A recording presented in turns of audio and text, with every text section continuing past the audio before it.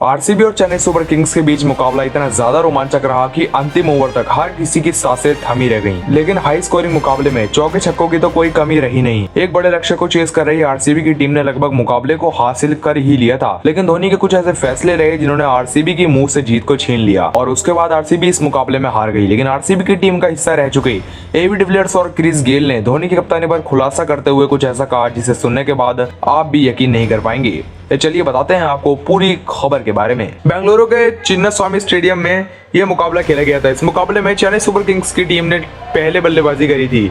शुरुआत कुछ खास नहीं रही, ऋतुराज गायकवाड़ जल्दी ही आउट हो गए, लेकिन डेवन कॉनवे ने और अजिंक्य रहाणे ने टीम की शुरुआत को काफी मजबूत में बदल दिया। काफी अच्छी बल्लेबाजी दोनों ने करी और टीम का स्कोर 50 के पार पहुंचा दिया और उसके बाद खतरनाक बल्लेबाजी दोनों जोर से देखने को मिली। अजिंक्य रहाणे 20 गेंदों में 36 रन बनाकर आउट हुए तो शिवम दुबे और कॉनवे ने मोर्चे को संभाल लिया। दोनों की बल्लेबाजी इतनी ज्यादा खतरनाक रही कि चौकों छक्कों में ही डील हो रही थी और यही कारण रहा कि 16 ओवर में 170 रनों से भी ज्यादा का स्कोर बन चुका था। कॉनवे इस मुकाबले में 45 गेंदों में 83 रन बनाकर आउट हुए तो शिवम दुबे ने 27 गेंदों में 52 रन ठोक दिए। लेकिन उसके बाद मोइन अली और रविंद्र जडेजा ने अंत तक टीम के स्कोर को आगे बढ़ाने की कोशिश करते हुए 226 रनों के पहाड़ समान लक्ष्य तक अपनी टीम को पहुंचा दिया था।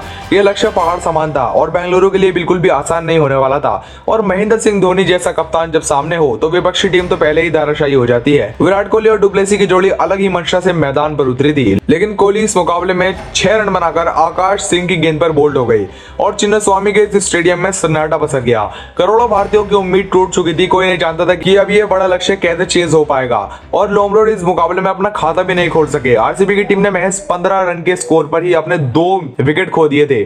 उसके बाद ग्लेन मैक्सवेल और कप्तान डुप्लेसी ने मोर्चे को संभाल लिया। दोनों तरफ से ताबड़तोड़ बल्लेबाजी का नजारा पेश हुआ। फाफ डुप्लेसी ने एक के बाद एक शानदार चौके और छक्कों की बरसात करते हुए 15 गेंदों में 38 रन भी बना लिए थे और 5 ओवर में टीम का स्कोर लगभग 61 रन हो चुका था।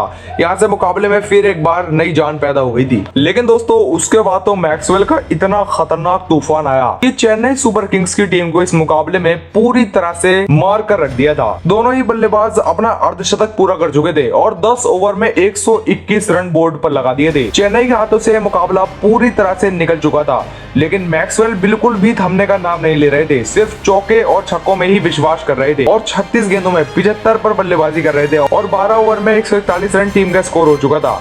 डुप्लेसी 28 गेंदों में 54 पर थे, लेकिन उसके बाद ग्लेन मैक्सवेल 37 गेंदों में 75 रन बनाकर धोनी को अपना कैच दे बैठे। लेकिन उसके बाद 33 गेंदों में 62 रन बनाकर फाफ डुप्लेसिस भी आउट हो गए और मुकाबला यहाँ से और भी ज्यादा रोमांच पकड़ चुका था। 30 गेंदों में जीत के लिए 57 रनों की जरूरत थी, लेकिन उसके बाद दिनेश कार्तिक कुछ अच्छे शॉट खेलकर टीम को जीत के करीब ला रहे थे।